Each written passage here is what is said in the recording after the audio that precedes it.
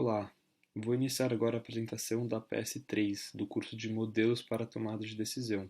Os integrantes do meu grupo são Bruno Ayub, Gabriel Freitas, Lucas Jastite, Rafael Ambrosio e Vinícius Vieira. Bom, na PS2 analisamos uma empresa hipotética de logística, produção e distribuição de remédios farmacêuticos de tarja vermelha.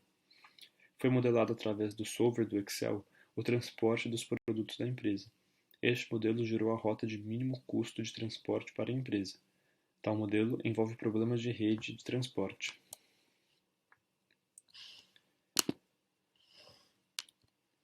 Com essas informações, definimos que a empresa farmacêutica recebe os insumos para a produção de medicamentos no Porto de Santos e precisa enviá-los a Araçatuba, onde na área industrial da cidade situa-se sua planta produtiva. A empresa também precisa enviar seus produtos da fábrica em Araçatuba para seu centro de distribuição em São José dos Campos, e dentro do centro de distribuição para os clientes em São Paulo, Campinas e, finalmente, Santos, onde os produtos são escoados para o exterior e novos insumos coletados, repetindo todo o processo. Para chegar ao destino final, no entanto, o transporte pode ser feito por diversos caminhos. O objetivo é buscar o melhor caminho, ou seja, o caminho que gera o menor custo para a empresa. O caminhão utilizado para o transporte do Porto de Santos para Araçatuba é um Mercedes-Benz Actros de 6 eixos. O modelo do veículo é importante, pois o consumo de combustível por quilômetro de cada um é diferente. No caso do Actros, 2,09 km podem ser rodados com 1 litro de diesel. O preço do litro de diesel foi estabelecido em R$ 4,801, baseado na média dos postos de combustível do Brasil, no início do mês de outubro deste ano. Os dados para a distância entre as cidades e o custo dos pedágios para os veículos de 6 eixos entre cada cidade foram coletados para a resolução do problema. Bom, a modelagem matemática do problema pode ser dividida em 3 partes, uma para cada trajeto. Nos 2 primeiros trajetos, o caminhão tem a possibilidade de passar por 11 cidades até chegar no destino final. Para modelar o problema, foi necessário representar os percursos entre cada cidade através de variáveis x e j, onde i é a cidade de saída e j é a cidade de destino. Cada cidade foi designado um número de 1 a 13. As variáveis x e j assumem apenas valores binários, ou seja, caso o caminhão faça o percurso da cidade I para a cidade J, o valor de x e j será 1. Caso contrário, o valor da variável será 0. Essas são as variáveis de decisão do problema. O objetivo desse problema é minimizar o custo de transporte de cada trajeto. Desse modo, as funções objetivo de cada trajeto são compostas pela minimização da soma das multiplicações das variáveis x e j pelo custo de pedágio e combustível de todos os percursos possíveis. As partes 1 e 2, que representam os trajetos de Santos para Araçatuba e Araçatuba para São José dos Campos, respectivamente, possuem a mesma função objetivo e ambas consistem no total em 13 cidades. Além de terem a mesma função objetivo, as partes 1 e 2 também possuem as mesmas restrições. A parte 3, que representa o trajeto do caminhão de São José dos Campos para Campinas, São Paulo e Santos, possui uma função objetivo, restrições e numeração de cidades diferentes, dado que há apenas 4 cidades no trajeto da parte 3. Para resolver o problema modelado acima, foi necessário utilizar o programa Solver do Excel. Para isso, foram criadas 4 matrizes para a resolução de cada problema. No problema 1 e 2, essas matrizes têm 13 cidades, nós, dado que o máximo suportado pelo solver é de 13. Ou seja, há até 169 dados por matriz. Já no terceiro problema, há apenas 4 cidades. A primeira matriz contém as distâncias entre os 2 nós, a segunda matriz contém os custos de pedágio entre os 2 nós, a terceira matriz contém os custos de combustível para o transporte entre os 2 nós. Finalmente, a quarta matriz, em branco, contém as células variáveis do problema. É importante notar que uma célula que representa a linha e coluna da mesma cidade teve seu valor fixado em 1 milhão, efetivamente fazendo com que todos os modelos de minimização de custos as ignorem, dado que o trajeto de uma cidade para si mesma é impossível. Cada percurso tem particularidades e complexidades matemáticas que serão explicadas no próximo slide.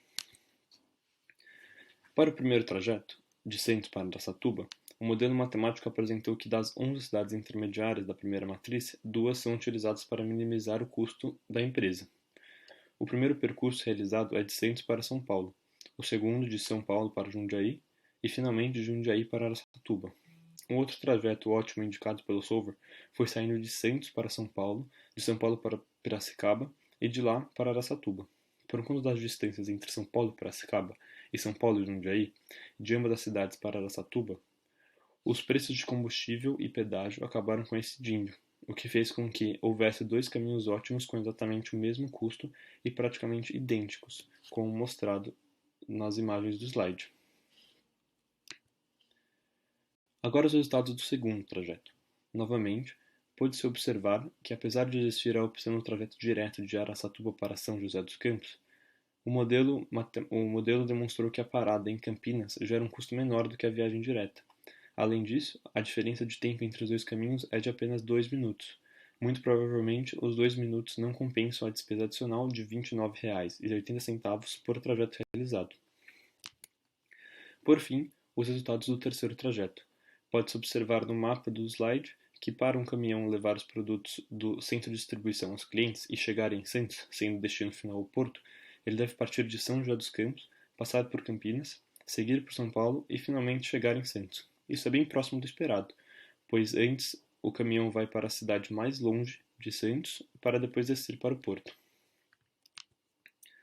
A partir do problema de otimização de logística explicado acima, foram incrementados no problema elementos e técnicas aprendidas no módulo de estoque e simulação do curso de modelos para tomada de decisão. Portanto, foi necessário utilizar o programa Python. Determinou-se que a empresa escolhida detém cerca de 1% de market share no mercado nacional de remédios de tarja vermelha e distribui seu produto no estado de São Paulo pelos centros de distribuição apresentados anteriormente.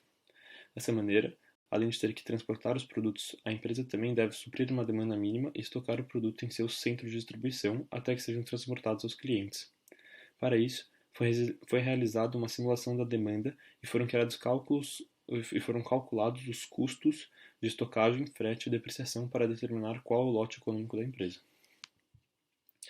Antes de começar os cálculos, as bibliotecas NumPy, Random e Matplotlib.pyplot do Python foram importadas.